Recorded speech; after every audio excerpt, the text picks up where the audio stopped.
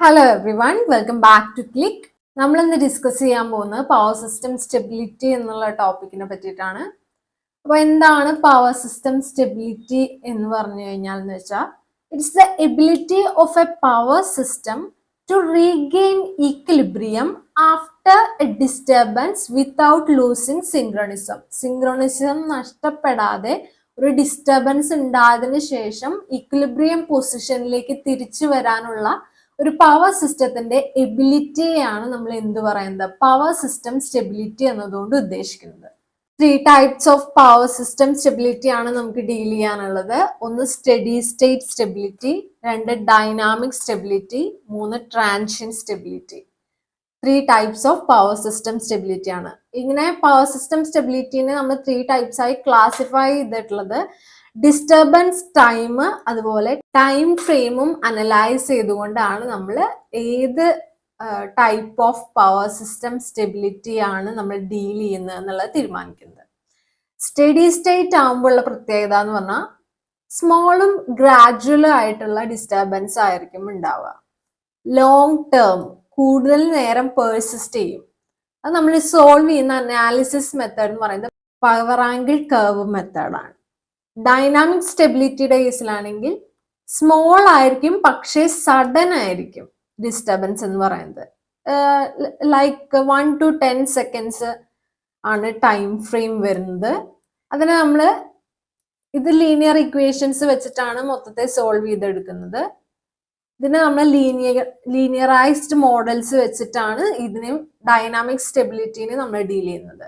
Transient stability എന്ന് പറയുമ്പോൾ large false ആണ്. അതായത് ലാർജ് ഫോൾസ് എന്ന് പറയുമ്പോൾ 3 ഫേസ് ഫോൾസ് പോലെയുള്ള ലാർജ് ഫോൾസ് വരുമ്പോഴാണ് ഏത് വരുന്നത് ട്രാൻസിയന്റ് സ്റ്റെബിലിറ്റി വരുന്നത്. 0 to 5 സെക്കൻഡ്സ് ടൈം ഫ്രെയിം മാത്രമേ ഉള്ളൂ. അതിന്റെ കേസിൽ ലീനിയറൈസേഷൻ പോസിബിൾ അല്ല. നോൺ ലീനിയർ സ്വിംഗ് ഇക്വേഷൻ വെച്ചിട്ടാണ് നമ്മൾ അനാലിസിസ് ചെയ്തെടുക്കുന്നത്. ഓക്കെ, അപ്പൊ ഈ പോയിന്റ്സ് ഒന്ന് ഓർത്ത് വെക്കുക. നമുക്ക് ഓരോ സ്റ്റെബിലിറ്റി, അതായത് study state stability, dynamic stability and transient stability ഓരോന്നിനും നമുക്ക് നോക്കാം. സ്റ്റഡി സ്റ്റേറ്റ് സ്റ്റെബിലിറ്റിയിൽ നമ്മൾ പറഞ്ഞു ഇറ്റ് ഹാൻഡിൽസ് ഗ്രാജുവൽ ലോഡ് അല്ലെങ്കിൽ ജനറേഷൻ ചേഞ്ചസ്. ലോങ് ടേമിലേക്ക് നിൽക്കുന്ന ഗ്രാജുവൽ ചേഞ്ചസിനെയാണ് സ്റ്റഡി സ്റ്റേറ്റ് സ്റ്റെബിലിറ്റിയിൽ നമ്മൾ ഇൻക്ലൂഡ് ചെയ്തിട്ടുള്ളത്. അതിന്റെ സോൾവ് ചെയ്തെടുക്കുന്നത് നമ്മൾ എന്ത് വഴിയാണ്? പവർ ആംഗിൾ കർവ് വഴിയാണ്. പവർ ആംഗിൾ കർവിന് വേണ്ടിയിട്ട് നമുക്ക് അറിയേണ്ട ഇക്വേഷൻ എന്ന് പറയുന്നത് ഇതാണ്. Electrical power transferred PE will be equal to E into V divided by X into sine delta, where E യും V യും സെൻഡിങ് ആൻഡ് റിസീവിങ് ആൻഡ് വോൾട്ടേജസും അതുപോലെ എക്സ് ലൈൻ റിയാക്ടൻസും ഡെൽറ്റ നമുക്ക് അറിയുന്ന പോലെ റോട്ടർ അല്ലെങ്കിൽ പവർ ആംഗിൾ ആണ്. അപ്പൊ ഇതാണ് അതിന്റെ ഇക്വേഷൻ വരുന്നത്. അങ്ങനെയാണെങ്കിൽ നമ്മുടെ ഗ്രാഫ് എങ്ങനെ വരുന്നു നമുക്കറിയാലോ. സൈനിന്റെ ഗ്രാഫ് അല്ലേ വരിക. സൈനിന്റെ ഗ്രാഫ് എന്ന് പറയുമ്പോൾ എങ്ങനെയാ വരിക? 0 സ്റ്റാർട്ട് ചെയ്ത് മാക്സിമം പോയി വീണ്ടും താഴത്തേക്ക് വന്ന് മാക്സിമം നെഗറ്റീവ് മാക്സിമത്തിൽ പോയി വീണ്ടും 0ക്ക് വരും. ഇങ്ങനെയല്ലേ വരിക. അപ്പോ ഈ മാക്സിമം പോയിന്റിന്റെ വരുന്ന ഈ പവർ ഇത് പിഇയുടെ വാല്യൂ ആണ്. നമ്മുടെ ഡെൽറ്റ ആണ് ആംഗിള്. റോട്ടർ ആംഗിള് 90 ഡിഗ്രി ആവുമ്പോഴാണ് നമുക്ക് എന്ത് വരുന്നത്? മാക്സിമം പവർ വരുന്നത്. ഇവിടുത്തെ പീക്ക് വരുന്നത് അവിടെയല്ലേ. അതായത് മാക്സിമം പവറിന്റെ വാല്യൂ എന്തായിരിക്കും എന്ന് നമുക്ക് പറയാം. P max will be equal to E V divided by X sine എന്താണ് 90 ആണ്. സൈൻ 91 അല്ലേ. അപ്പൊ ഇതിന്റെ മാഗ്നിറ്റ്യൂഡിന്റെ വാല്യൂ എന്തായിരിക്കും? ഇ വി ബൈ എക്സ് ആയിരിക്കും മാക്സിമം വാല്യൂ എന്ന് പറയുന്നത്. ഓക്കെ അല്ലേ. 90 ഡിഗ്രിയേക്കാളും ലെസ് ആണ് നമ്മുടെ ഡെൽറ്റയുടെ വാല്യൂ, റോട്ടർ അല്ലെങ്കിൽ പവർ ആംഗിൾ വരുന്നതെങ്കിൽ സിസ്റ്റം സ്റ്റേബിൾ ആണെന്ന് പറയും. ഓക്കെ, ഇത് നമ്മൾ long term load flow and പ്ലാനിങ്ങിലാണ് സ്റ്റഡി സ്റ്റേറ്റ് സ്റ്റെബിലിറ്റിയുടെ ആപ്ലിക്കേഷൻ വരുന്നത്. അടുത്ത നമ്മൾ പറഞ്ഞ ഡൈനാമിക് സ്റ്റെബിലിറ്റി ആയിരുന്നു. ഡൈനാമിക് സ്റ്റെബിലിറ്റിയുടെ കേസിൽ നമ്മൾ പറഞ്ഞിരുന്നു സ്മോൾ ഡിസ്റ്റർബൻസ് തന്നെയാണ് പക്ഷെ സഡൻ ആയിരിക്കും. സ്മോൾ സഡൻ ഡിസ്റ്റർബൻസ് ആണെങ്കിലാണ് അത് ഡൈനാമിക് സ്റ്റെബിലിറ്റിയിൽ ഇൻക്ലൂഡ് ചെയ്യുന്നത്. അതിൽ നമ്മൾ കൺസിഡർ ചെയ്യുന്നത് AVR, ഗവർണർ, ഡാമ്പിങ് തുടങ്ങിയിട്ടുള്ള കാര്യങ്ങളാണ്. അനലൈസ് ചെയ്യുന്നത് ഏഗൻ വാല്യൂസ് യൂസ് ചെയ്തിട്ടാണ്, സ്റ്റേറ്റ് സ്പേസ് യൂസ് ചെയ്തിട്ടും ചെയ്യാൻ പറ്റും. ലീനിയറൈസേഷൻ ചെയ്തിട്ടാണ് ചെയ്യുന്നത് നമ്മൾ പഠിച്ചത്. അപ്പോൾ ഏഗൻ വാല്യൂസും സ്റ്റേറ്റ് സ്പേസും ആണ് അനാലിസിസ് മെത്തേഡ്സിൽ വരുന്നത്. ഏഗൻ വാല്യൂസിൽ നോക്കുകയാണെങ്കിൽ റിയൽ പാർട്ട് എന്ന് പറയുന്നത് നെഗറ്റീവ് ആണെങ്കിൽ സിസ്റ്റം സ്റ്റേബിൾ ആണെന്നും, real part greater than 0 which means positive ആണെങ്കിൽ സിസ്റ്റം അൺസ്റ്റേബിൾ ആണെന്നും പറയുന്നുള്ളത് ഓർത്ത് വെക്കാം. നെക്സ്റ്റ് വൺ എന്ന് പറയുന്നത് ട്രാൻസിയന്റ് സ്റ്റെബിലിറ്റി ആണ്. വാല്യൂ ഓഫ് ഫോൾട്ട് എന്ന് പറയുന്നത് ലാർജ് ആണ്. 3 ഫേസ് ഫോൾട്ട്സ് ഒക്കെ വരുമ്പോൾ ഉണ്ടാവുന്നതാണ് എക്സാമ്പിൾ എന്ന് പറയുന്നത്. Stability totally depends on fault clearing ടൈമിനെയാണ് ഡിപ്പെൻഡ് ചെയ്തിരിക്കുന്നത്. അത് നമ്മൾ സോൾവ് ചെയ്യാൻ യൂസ് ചെയ്യുന്നത് സ്വിംഗ് ഇക്വേഷൻ ആണ്. സ്വിംഗ് ഇക്വേഷൻ പഠിച്ചു വെക്കുക. d² δ/dt² is equal to ωs divided by 2h into pm minus pe. ഡിസ്റ്റർബൻസസിൽ ഇൻക്ലൂഡ് ചെയ്യുന്നത് ഏതൊക്കെയാണ്? ഫോൾട്ട്സ്, സ്വിച്ചിങ്, ജനറേറ്റർ അല്ലെങ്കിൽ ലോഡിന്റെ ലോസ് തുടങ്ങിയിട്ടുള്ള മെയിൻ ഡിസ്റ്റർബൻസസ് ഒക്കെ ട്രാൻസിയന്റ് സ്റ്റെബിലിറ്റിയിലാണ് പെടുക. റുങ്കെക്കുട്ട മെത്തേഡ് ഒക്കെ യൂസ് ചെയ്തിട്ടാണ് ന്യൂമറിക്കൽ സൊല്യൂഷൻസ് വഴിയാണ് സോൾവ് ചെയ്തെടുക്കുന്നത്. ഓക്കെ, അപ്പൊ നമ്മള് പവർ ആംഗിൾ കർവ് പറഞ്ഞിരുന്നു. എന്താണ്? ഒരു സൈനുസോഡൽ വേവ് ഫോം ആണ് വരിക. കാരണം EV divided by X into sine delta ആണ് വരുന്നത്. അതിന്റെ മാക്സിമം എന്ന് പറയുന്നത് എവിടെയായിരിക്കും? 90 ഡിഗ്രിയിലായിരിക്കും വരിക. P max which will be equal to എന്തായിരിക്കും? EV ബൈ എക്സ് ചെയ്തതായിരിക്കും. പിന്നെ ഡെൽറ്റ ലെസ് ദാൻ 90 ആണെങ്കിൽ സിസ്റ്റം സ്റ്റേബിൾ ആണെന്ന് പറയും. ഗ്രേറ്റർ ദാൻ 90 ആണ് വരുന്നതെങ്കിൽ സിസ്റ്റം അൺസ്റ്റേബിൾ ആണെന്ന് പറയും. സ്റ്റെബിലിറ്റി മാർജിൻ വിഷ്വലൈസ് ചെയ്യാനാണ് യൂസ് ചെയ്യുന്നത്. പിന്നെ വരുന്ന ഒരു ടോപ്പിക് ഉണ്ട്. ദിസ് ടോപ്പിക് എന്ന് പറയുന്നത് ഈക്വൽ ഏരിയ ക്രൈറ്റീരിയൻ ആണ്. ഈക്വൽ ഏരിയ ക്രൈറ്റീരിയനിൽ നമ്മളൊരു single machine infinite bus system എടുക്കുകയാണ്. Under large disturbance it will be stable if accelerating area equal to decelerating area. Accelerating ഏരിയയും ഡീസിലറേറ്റിംഗ് ഏരിയയും ഈക്വൽ ആയിട്ട് വരികയാണെങ്കിൽ സിസ്റ്റം സ്റ്റേബിൾ ആണെന്ന് പറയും. ഇത് നമ്മൾ ക്രിട്ടിക്കൽ ക്ലിയറിംഗ് ആംഗിൾ അല്ലെങ്കിൽ ടൈം കണ്ടുപിടിക്കാൻ വേണ്ടിയിട്ടാണ് ഈക്വൽ ഏരിയ ക്രൈറ്റീരിയൻ യൂസ് ചെയ്യുന്നത്. ഇപ്പൊ നമ്മൾ ഡിസ്കസ് ചെയ്ത പോയിന്റ്സിനെ പറ്റിയൊക്കെ കുറച്ചും കൂടി ഡീറ്റെയിൽഡ് ആയിട്ടുള്ള എക്സ്പ്ലനേഷൻ നമ്മുടെ സ്റ്റഡി മെറ്റീരിയലിൽ ആഡ് ചെയ്തിട്ടുണ്ട്. അപ്പൊ അത് റെഫർ ചെയ്യാം കേട്ടോ. ഈ ഒരു പെർട്ടിക്കുലർ പോർഷനിൽ നിന്ന് നമുക്ക് തിയറി ബേസ്ഡ് ക്വസ്റ്റ്യൻസ് വളരെ കുറവാണ് കണ്ടത്. പ്രോബ്ലം എന്ന് പറഞ്ഞാലും ഡയറക്റ്റ് സബ്സ്റ്റിറ്റ്യൂഷൻ വരുന്ന പ്രോബ്ലംസ് മാത്രമേ ഉള്ളൂ. അതുകൊണ്ട് ഈ ഭാഗത്ത് നിന്ന് നമുക്ക് സ്കോർ ചെയ്യാനായിട്ട് അത്ര ബുദ്ധിമുട്ട് ഉണ്ടാവില്ല. അപ്പൊ ഇക്വേഷൻസ് കൃത്യമായിട്ട് പഠിച്ചു വെക്കുക എന്നുള്ളതാണ് മെയിൻ കാര്യം. അപ്പൊ നമുക്ക് ഈ പോർഷനിൽ നിന്നും പ്രീവിയസ് ഇയറിൽ വന്നിട്ടുള്ള ക്വസ്റ്റ്യൻസ് ഡിസ്കസ് ചെയ്യാം അല്ലെ. First question, equal area criteria is used to obtain information about. Equal area criteria നമ്മൾ യൂസ് ചെയ്യുന്നത് in case of transient stability ആണ്. അപ്പോൾ ഓപ്ഷൻ എ ആണ് ഇവിടെ റൈറ്റ് ആൻസർ വരിക, transient stability. Transient stability assess ചെയ്യാനായിട്ടാണ് നമ്മൾ ഈക്വൽ ഏരിയ ക്രൈറ്റീരിയ എന്ന് പറയുന്ന ഗ്രാഫിക്കൽ മെത്തേഡ് യൂസ് ചെയ്യുന്നത്. ഈക്വൽ ഏരിയ ക്രൈറ്റീരിയ വെച്ചിട്ട് ആക്സിലറേറ്റിംഗ് ഏരിയ A1 കൊടുക്കുകയാണെങ്കിൽ must be equal to A2 which is decelerating area. ഈ ആക്സിലറേറ്റിംഗ് ആൻഡ് ഡീസിലറേറ്റിംഗ് ഏരിയയുടെ പ്രത്യേകതയും കൂടി പറയാം. ആക്സിലറേറ്റിംഗ് ഏരിയയുടെ കേസിൽ നമുക്ക് mechanical power will be greater than electrical power എന്നുള്ള കണ്ടീഷനാണ് വരിക. അതേസമയം ഡീസിലറേറ്റിംഗ് ഏരിയയിൽ electrical power will be greater than mechanical power. Okay, next question. Generator EMF is 1 per unit. Transient reactance is 25%. Find the transient current ആണ്. Direct substitution ആണ്. Transient current will be equal to എന്തായിരിക്കും? I transient will be equal to voltage divided by reactance ചെയ്തായിരിക്കും. Transient reactance ചെയ്തായിരിക്കും അല്ലെ. Voltage എന്ന് പറയുന്നത് എത്രയാണ്? 1 per unit ആണ്. ഡിവൈഡ് ബൈ ട്രാൻസിയന്റ് റിയാക്ടൻസ് എന്ന് പറയുന്നത് 25% ആണ്. which means 25 divided by 100, which is 0.25. വരും 1/4 വരും, which means I transient is equal to 4. അപ്പൊ അതിന്റെ വാല്യൂ എന്ന് പറയുന്നത് 4 ആണ്. 4 വരുന്ന രണ്ട് ഓപ്ഷൻസ് നമുക്ക് ഇവിടെ അവൈലബിൾ ആണ്. ബിയും സിയും കട്ട് ചെയ്ത് പോയി. അതില് ഇത് ഇൻഡക്റ്റീവ് ഇൻ നേച്ചർ ആയതുകൊണ്ട്, transient reactance inductive in nature ആയതുകൊണ്ട് current lags behind voltage by 90 degree ആണ്. അതുകൊണ്ട് ഇവിടെ കറണ്ടിന്റെ ഒപ്പം വരുന്ന ആംഗിൾ എന്ന് പറയുന്നത് നെഗറ്റീവ് ആയിരിക്കും, which means 4 angle -90 degree is the right answer. Next question, give an expression for swing equation. Direct swing equation ചോദിച്ചിരിക്കുകയാണ്. 2h ഡിവൈഡഡ് ബൈ ഒമേഗ എസിനെയാണ് നമ്മൾ എം എന്ന് ഡിനോട്ട് ചെയ്യുന്നത്. ഇപ്പൊ എമ്മിനെ ലെഫ്റ്റ് സൈഡിൽ തന്നെ നിർത്തുകയാണെങ്കിൽ എന്ത് വരും? M into D square delta by D T square will be equal to Pm minus Pe എന്ന് വരും, which means option B is the right answer.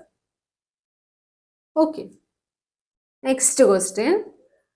If the maximum power Pmax equal to 50 megawatt ആണെങ്കിൽ find the electrical power output for torque angle of 60 degree. Delta is given as 60 degree. Pmax which is equal to EV divided by X എഴുതാലോ നമുക്ക്, will be equal to 50 megawatt എന്നാണ് പറഞ്ഞിട്ടുള്ളത്. അങ്ങനെയാണെങ്കിൽ electrical power output P will be equal to Pmax into sin 60, which is equal to 50 into 0.866 വരും.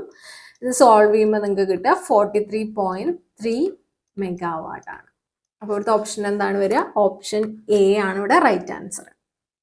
Next question, a synchronous generator is connected to an infinite bus through a transmission line. The pre-fault power transfer is 0.5 per unit ആണെന്ന് പറഞ്ഞിട്ടുണ്ട്. Maximum power transfer capability Pmax 1.5 per unit ആണെന്ന് പറഞ്ഞിട്ടുണ്ട്. Fault ഈ Pmaxന്റെ 1.5 per unit എന്നുള്ള വാല്യൂനെ കുറച്ച് reduce ചെയ്ത് എങ്ങോട്ടാക്കും? Pmaxനെ 0.3 per unit ആക്കും എന്ന് വിചാരിക്കുക. അങ്ങനെയാണെങ്കിൽ determine if the system remains stable if the fault is cleared in time to restore Pmax equal to 1.5 per unit. Use equal area criterion use ചെയ്തിട്ട് solve ചെയ്യാനാണ് പറഞ്ഞിട്ടുള്ളത്. പ്രീ ഫോൾട്ട് വരുന്ന power നമുക്ക് തന്നിട്ടുണ്ട് 0.5 per unit ആണ്. Okay, maximum വരുന്ന pre fault power എന്ന് പറയുന്നത് 1.5 per unit ആണ്. മാക്സിമം ഡ്യൂറിങ് ഫോൾട്ട് വരുന്നത് എന്താണ്? 0.3 per unit ആണ്. ഓക്കെ, ഫോൾട്ട് ക്ലിയർ ചെയ്ത് കഴിയുന്നുണ്ടെന്ന് പറയുന്നുണ്ട്. അതുകൊണ്ട് തന്നെ പോസ്റ്റ് ഫോൾട്ട് Pmax തിരിച്ചെവിടേക്ക് തന്നെ റീസ്റ്റോർ ചെയ്യും? 1.5 per unitലേക്ക് തന്നെ മാറും. ഓക്കെ, ഇത്രയാണ് നമുക്ക് ഡീറ്റെയിൽസ് തന്നിട്ടുള്ളത്. നമ്മൾ അനലൈസ് ചെയ്യുകയാണെങ്കിൽ ഡ്യൂറിങ് ഫോൾട്ട് കണ്ടീഷൻ നമ്മൾ എടുക്കുമ്പോൾ Pm is equal to 0.5 per unit. Pe is equal to 0.3 per unit ആണ്. കാരണം Pmന്റെ maximum value during fault 0.3 per unit ആണെന്ന് പറഞ്ഞിട്ടുണ്ട്. അപ്പോൾ Pm ഗ്രേറ്റർ ദാൻ Pe എന്നുള്ള കണ്ടീഷനാണ് വരുന്നത് ഇപ്പോൾ ഡ്യൂറിങ് ഫോൾട്ട്. ഓക്കെ, അപ്പൊ ഏരിയ ഇൻക്രീസ് ചെയ്യാണെന്ന് മനസ്സിലായി. ഇനി അടുത്തത് ആഫ്റ്റർ ഫോൾട്ട് ക്ലിയർ ചെയ്തതിന് ശേഷം, ഫോൾട്ട് ക്ലിയർ ചെയ്തതിന് ശേഷം after fault is cleared Pe will be greater than Pm ആയിരിക്കും, which means ഡീസിലറേറ്റ് ചെയ്യാണ്. സ്റ്റെബിലിറ്റിക്ക് ഈ ആക്സിലറേറ്റിംഗ് ഏരിയ A1 A2 തമ്മിലുള്ള റിലേഷൻ ആണ് നമ്മൾ നോക്കുന്നത്. If A1 is greater than A2 അങ്ങനെ വരികയാണെങ്കിൽ സിസ്റ്റം അൺസ്റ്റേബിളും A1 less than or equal to A2 എന്നുള്ള കണ്ടീഷൻ വരികയാണെങ്കിൽ സിസ്റ്റം സ്റ്റേബിളും ആണ് അല്ലെ. അപ്പൊ ടോട്ടലി നമ്മൾ പറയുകയാണെങ്കിൽ സിസ്റ്റം സ്റ്റേബിൾ ആവാം അൺസ്റ്റേബിൾ ആവാം depending on fault clearing time. If A1 less than or equal to A2 ആണെങ്കിൽ സിസ്റ്റം സ്റ്റേബിൾ ആണെന്നും A1 ഗ്രേറ്റർ ദാൻ A2 ആണെങ്കിൽ സിസ്റ്റം അൺസ്റ്റേബിൾ ആണെന്നും പറയാം. അപ്പൊ ഇവിടുത്തെ ഓപ്ഷൻ വരെ എന്താണ്? Option A, system is likely unstable depending on fault clearing time. Fault clearing ടൈമിനെ ഡിപ്പെൻഡ് ചെയ്തിട്ടാണ് ടോട്ടലി സിസ്റ്റം സ്റ്റേബിൾ ആണോ അൺസ്റ്റേബിൾ ആണോ എന്നുള്ളത് ഇരിക്കുന്നത്. ഓക്കെ, അപ്പോൾ ഇവിടുത്തെ ഓപ്ഷൻ എ ആണ് ആൻസർ വരുന്നത്. Next question, synchronous generator has following parameters. Rated voltage V equal to 500 volt ആണ് തന്നിട്ടുണ്ട്. synchronous reactance 0.8 ohm ആണ് തന്നിട്ടുണ്ട്. power angle delta equal to 60 degree ആണെന്ന് പറഞ്ഞിട്ടുണ്ട്. generator delivers a load with power factor of 0.8 lagging.